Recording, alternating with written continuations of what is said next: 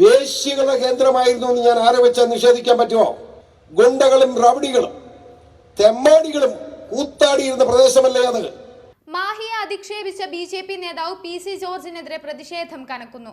Kozhikode NDA സ്ഥാനാർത്ഥി MT രമേശിന്റെ തെരഞ്ഞെടുപ്പ് convention ഉദ്ഘാടനം ചെയ്യുമ്പോഴായിരുന്നു മാഹി വേശ്യകളുടെ കേന്ദ്രമായിരുന്നു എന്നും ഗുണ്ടകളും റൗഡികളും കൂത്താടിയിരുന്ന സ്ഥലമായിരുന്നു എന്നും PC ജോർജ് പറഞ്ഞത്. നമ്മുടെ ഒറ്റ ചെറിയ ഉദാഹരണം പറയാം. നമ്മുടെ മാഹി പ്രദേശം, അത് നമ്മുടെ പോണ്ടിച്ചേരിയുടെ ഭാഗമാണ്. സംസ്ഥാനം അങ്ങനെ ആക്കിയില്ല.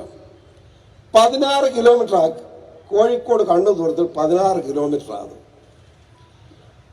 ആ 16 മീറ്റർ കഴിഞ്ഞ് 10 കൊല്ലമായി അല്ലെ 14 കൊല്ലമായി എന്തായിരുന്നു അവിടെ? വേശ്യകളുടെ കേന്ദ്രമായിരുന്നു എന്ന് ഞാൻ ആരോപിച്ചാൽ നിഷേധിക്കാൻ പറ്റുമോ?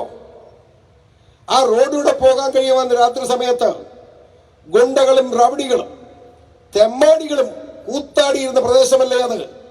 ഇവിടെ മുതൽ 16 കിലോമീറ്റർ വനം മുഴുവൻ വനമായിരുന്നില്ലേ? നടക്കാൻ കഴിയാത്ത സാഹചര്യം ഉണ്ടായി.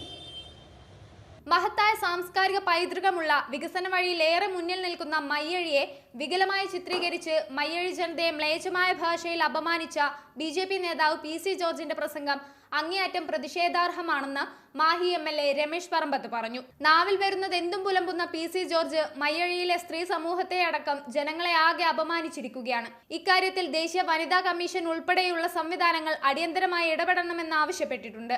ജനങ്ങളെ മോശക്കാരായി ചിത്രീകരിക്കുന്ന ഇദ്ദേഹത്തെ പോലുള്ളവരെ തെരഞ്ഞെടുപ്പ് പ്രചാരണ രംഗത്ത് നിന്ന് മാറ്റി നിർത്താൻ ഇലക്ഷൻ കമ്മീഷൻ നടപടി സ്വീകരിക്കണം. സ്വാതന്ത്ര്യ സമരത്തിലടക്കം പങ്കെടുത്തവരും കലാ സാംസ്കാരിക സാഹിത്യ രംഗത്ത് ചരിത്ര പ്രതിഷ്ഠ നേടിയവരുമായ വനിതകൾ മയ്യഴിയിലുണ്ട്.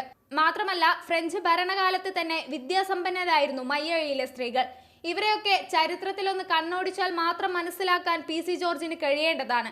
സ്ത്രീത്വത്തെ അപമാനിച്ചതിനും നാട്ടിൽ കലാപം സൃഷ്ടിക്കാൻ ശ്രമിച്ചതിനും ഇയാൾക്കെതിരെ നിയമ നടപടിയുമായി മുന്നോട്ടു പോകുമെന്നും അദ്ദേഹം അറിയിച്ചു.